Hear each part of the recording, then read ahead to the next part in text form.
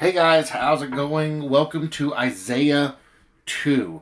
Well, let me tell you, this must have been something the Lord's been wanting me to work on for a while, because when I did that chapter yesterday, I slept more than I have slept in months last night. I actually went to sleep and stayed asleep. I can't remember waking up once or having any dreams. Amazing. And yeah, I love doing this because my thing is messing up again. What is it doing? Okay. My Bluetooth is beeping at me. I don't know why.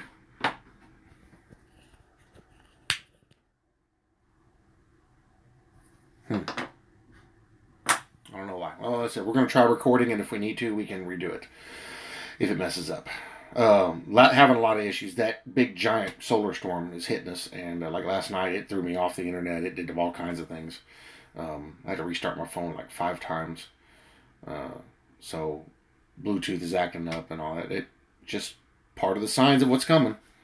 Just think it's going to be even worse.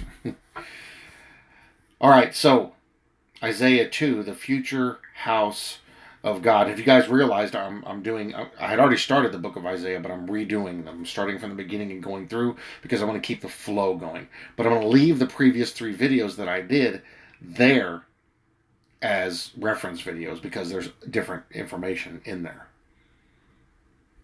And if you don't watch the Barbecue Pit Boys, I recommend them. That's a very good channel. And they have some very good recipes. The future house of God, the word that Isaiah the son of Amos saw concerning Judah and Jerusalem.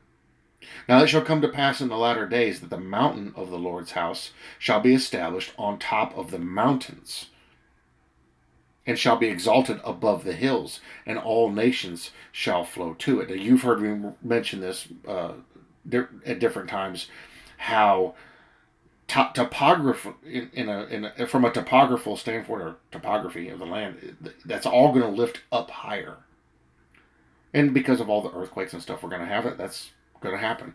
We know the Mount of Olives is going to split in two and a big valley is going to be made. So this is something that's going to happen. It's actually going to raise up. Now, the other referencing that's going on here is they're also going to raise up leaders, because these references refer to leaders. Revelation chapter 13, I believe the second half, when it talks about the 7 heads and 10 horns, there's 7 mountains, stuff like that. It's all leaders. So, so Jesus is going to be the head of all this stuff. Verse 3, many people shall come and say, come and let us go up to the mountain of the Lord, to the house of the God of Jacob. He will teach us his ways, and we shall walk in his paths. For out of Zion shall go forth the law and the word of the Lord from Jerusalem. This is remember what I mentioned in morning prayer or in daily prayer? He's going to teach us. He's going to teach us all the stuff that's in between the words, all the white spaces between the words. I'm looking forward to being taught. Verse 4, he shall judge between the nations and rebuke many people. Away from me, I never knew you. Remember the sheep and goats judgment? Yeah. They shall beat their swords into plowshares, and their spears into pruning hooks. Nation shall not lift up sword against nation, neither shall they learn war anymore. Cannot wait. I am so looking forward to the day when we won't have that anymore. It will be true peace. What is my Bluetooth keeps kicking in and out? Hold on a second. I don't know what's going on. My Bluetooth keeps beeping at me, so hopefully it's still recording. We'll see.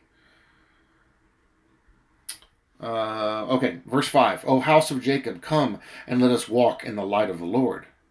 For you have forsaken your people, the house of Jacob, because they are filled with eastern ways. They are soothsayers like the Philistines, and they are pleased with the children of foreigners. That's a reference to exactly what you think it is. Verse 7, their land is also full of silver and gold, and there is no end to their treasures. Their land is also full of horses, and there is no end to their chariots. Their land is also full of idols, their worship. They worship the work of their own hands, that which their own fingers have made. People bow down, and each man humbles himself. Therefore, do not forgive them. Enter into the rock and hide in the dust from the terror of the Lord and the glory of his majesty. That is literally Revelation chapter 6 in the 6th seal. The lofty looks of man shall be humbled, the haughtiness of men shall be bowed down, and the Lord alone shall be exalted in that day. For the day of the Lord of hosts shall come upon everything proud and lofty, upon everything lifted up, and it shall be brought low. For the day of the Lord of hosts shall come upon everything proud and lofty, upon everything lifted up, and it shall be brought low. Verse 13, upon all the cedars of Lebanon. Now that is actual cedars from Lebanon, but that's also a reference to leadership, that are high and lifted up, and upon all the oaks of Bashan. This is all references to leadership. Upon all the high mountains, and upon all the hills that are lifted up. Upon every high tower, and upon every fortified wall. Upon all the ships of Tarshish, and upon all the beautiful sloops. A sloop is a boat. Verse 17.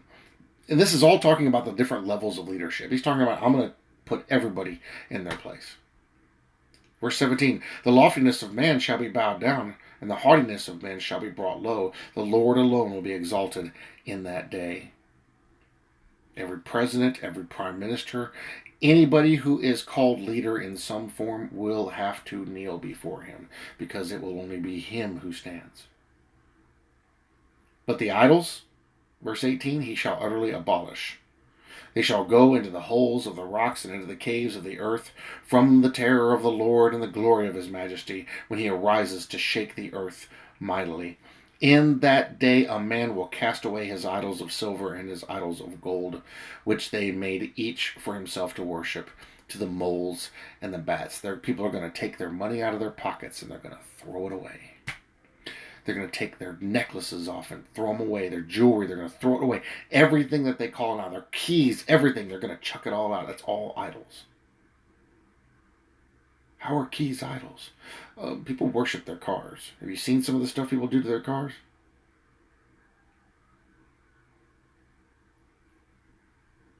Verse 21, to go into the clefts of the rocks and into the crags of the rugged rocks, from the terror of the Lord and the glory of his majesty, when he arises to shake the earth mightily.